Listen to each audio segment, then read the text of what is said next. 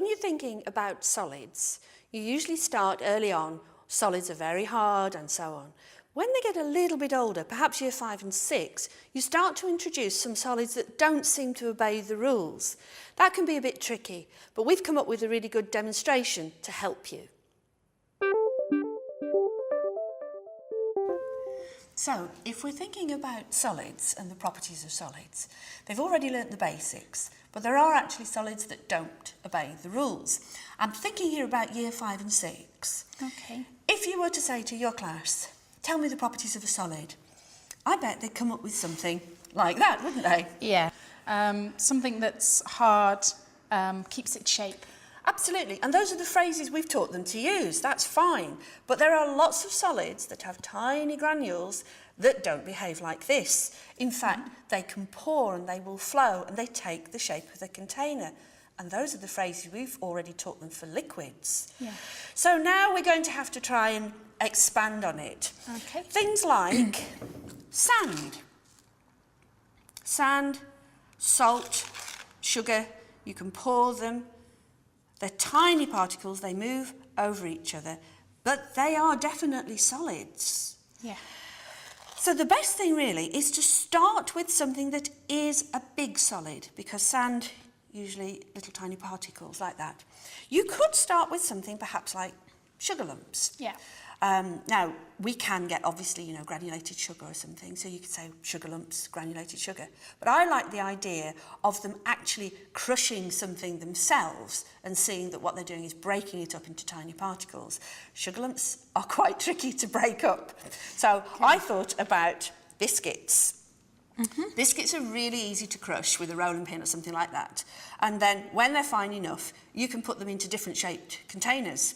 So I've brought along some biscuits and a rolling pin and a carrier bag, little plastic bag. So it's a bit like cookery, really. Yeah. Of course, this is going to be great fun, isn't it, in class? You don't have to use cooking rolling pin. Lots of schools obviously have these. This is a craft rolling pin. Okay. You will need to get the particles fairly small because you want them to pour and you want them to see that they're behaving like sand or sugar or salt. And give them a really good crush. Yeah. And this is quite easy to do. Yeah. And what we've done is I've collected all sorts of different types of containers. I've already put some biscuit crumbs in that one. How are we doing? Nearly there. Oh, we're nearly there.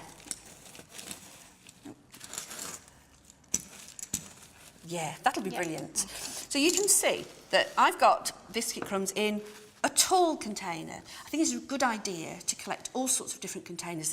Some of these are glass, some of these are plastic. Good shapes. Yeah. So that you can show them that these, even though it's a solid, it takes the shape of the container.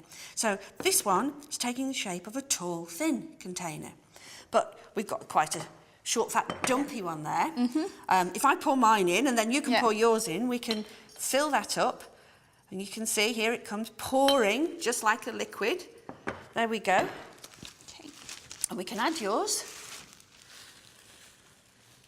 We can see the biscuits taking the shape of the short, fat container. Yep. Even though it is a solid.